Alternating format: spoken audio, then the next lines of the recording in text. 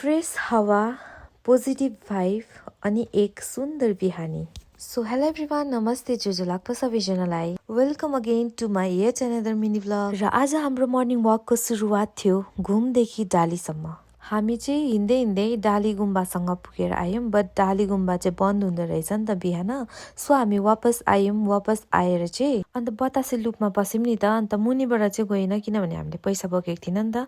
यो बाटो गयो भने चाहिँ हामीलाई पैसा फ्री हो नि त गाइस। यो बाटो चाहिँ लोकल मान्छेहरूलाई मात्रै थाहा छ है त।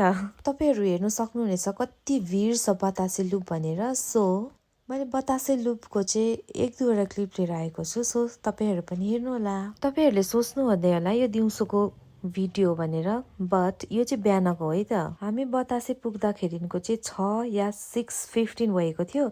यति बिघ्न क्राउड थियो, हेर्नु सक्नुहुनेछ कतिको क्राउड थियो भन्ने कुरा चाहिँ। अनि यहाँनिर चाहिँ सबै दोकानहरू पनि राखेको हुन्छ नि त, लुगादेखि लिएर खानेकुरा होइन, सबै फेसिलिटी छ। यहाँभित्र चाहिँ लुगाहरू पाइन्छ। हामी चाहिँ यतै दार्जिलिङको भएर होला त्यस्तो उयो लाग्दैन, बट टुरिस्टहरूले चाहिँ एकदमै इन्जोय गरिरहेको हुन्छ। अन्त यहाँनिर चाहिँ एकदमै क्युट क्युट सामानहरू राख्नु भएको रहेछ नि त दिदीले। र आजको वेदर भन्नुपर्दा एकदमै राम्रो भइरहेको थियो वेदर चाहिँ बिहानदेखिको। अन्त देख्नुभयो होला लुगा चेन्ज गर्नेमा चाहिँ कति क्राउड छ भनेर। देन आफ्टर हामी चाहिँ घर फर्क्यौँ। देन आफ्टर गेटदेखि बाहिर हेर्नुभयो भने चाहिँ खाना, ब्रेकफास्ट, चियाई नास्ता सबै बनिरहेको छ। सबैजनाले वेदरको साथ साथ ब्रेकफास्ट इन्जोय गरिरहेको थियो। त्यही ठाउँमा घुम्छ, त्यही ठाउँमा खान्छ अनि त्यही ठाउँमा फ्याँकिरहेको हुन्छ है त। यो चाहिँ मन पर्दैन। सो बिहान 6:30 को जाम हेर्नु सक्नुहुनेछ कस्तो छ भनेर। सो आजको लागि यति नै। Thank you for watching. Bye by.